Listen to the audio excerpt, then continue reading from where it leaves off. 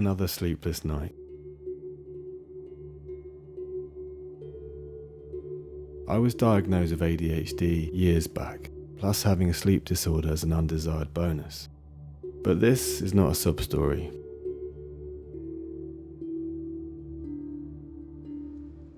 Connection with people and my own way of grounding in nature gifts me with a positive outlook to life. By the way, I'm Ken. My three-legged dog Chico and my mum's dog Tess accompany me today, as with any other day. My ADHD and sleep disorder cause me difficulties in planning, as all the thoughts and possibilities oftentimes rush through my brain like an avalanche, and that can be overwhelming. I can spend hours or sometimes days in the haze of indecision. To manage the effects of ADHD and the chronic sleep difficulties, I continue to look at the possibilities that the natural world offers. I developed an exercise routine about 25 years ago that more recently I named Treeman Training. It is fair to say that I am no stranger to the desperation that living with chronic sleep disorder can bring. This practice has brought me some freedom from its ongoing consequences.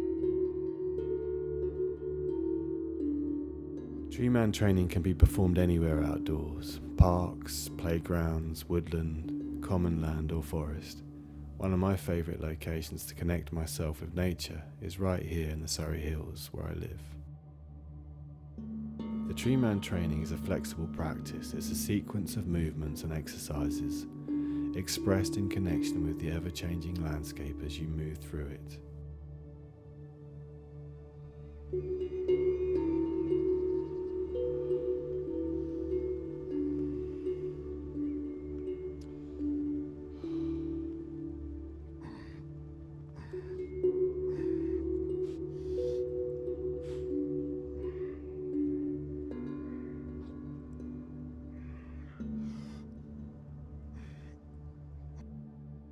I find the feelings associated with anxiety and sometimes the claustrophobic nature of being indoors have a restrictive effect on my breathing.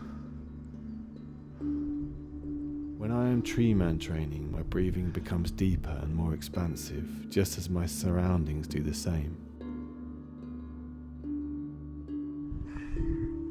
In this video, I'm only going to try and give you a sense of the exercises in the context of the landscape, and will not dwell on the specifics.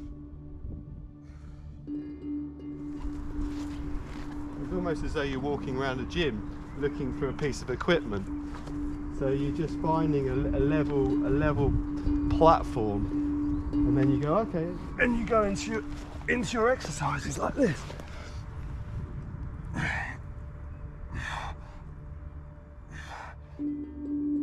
Around, but it could be a bench or a tree that you could do your, pull-ups on, or various other exercises.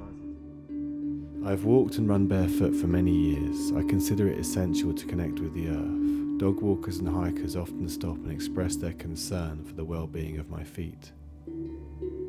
I think that the benefits for me far outweigh the risks of damaging my feet, although I do accept the risks are there.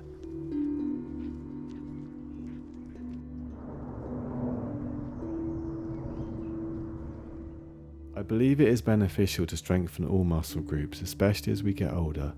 Strength exercises don't need to be intense. They just need to activate these specific muscle groups: quads, hamstrings, abdominals, rhomboids, the muscles between the shoulder blades, lumbar muscles, as in the lower back muscles. Nice.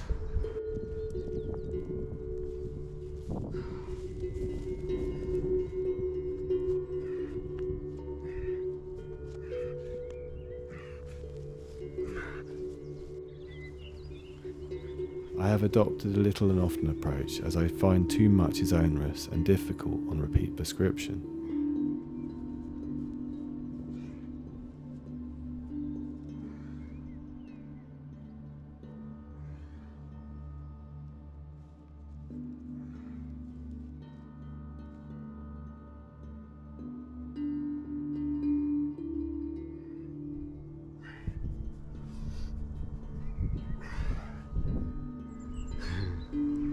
These are the moments that he likes.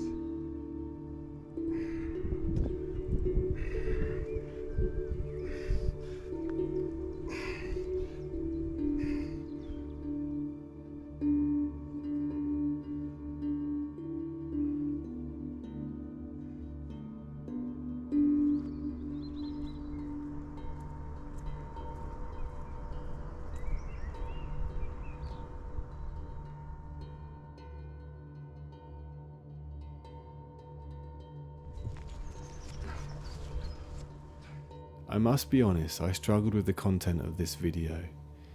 In a world seemingly so centered around self-aggrandizement, I feel cautious around this offering as I question my own motivation for doing it. Am I looking for that eternal pat on the back, or am I wanting to share this practice, hoping it will be of benefit to others? I believe the truth lies somewhere just off center.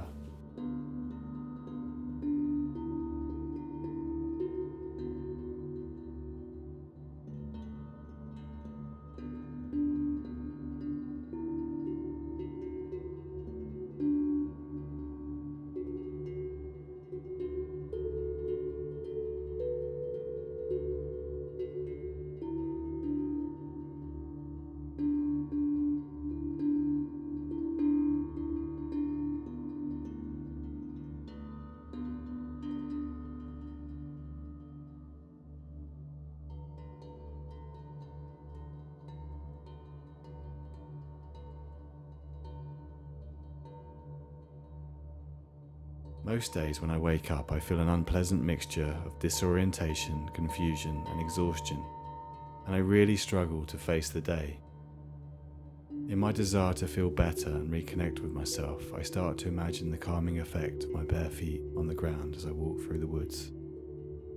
If I follow my instinct and take my place amongst the trees, I begin to feel those disorientated and fragmented parts return to me. Upon my return home, I sense somehow I am renewed.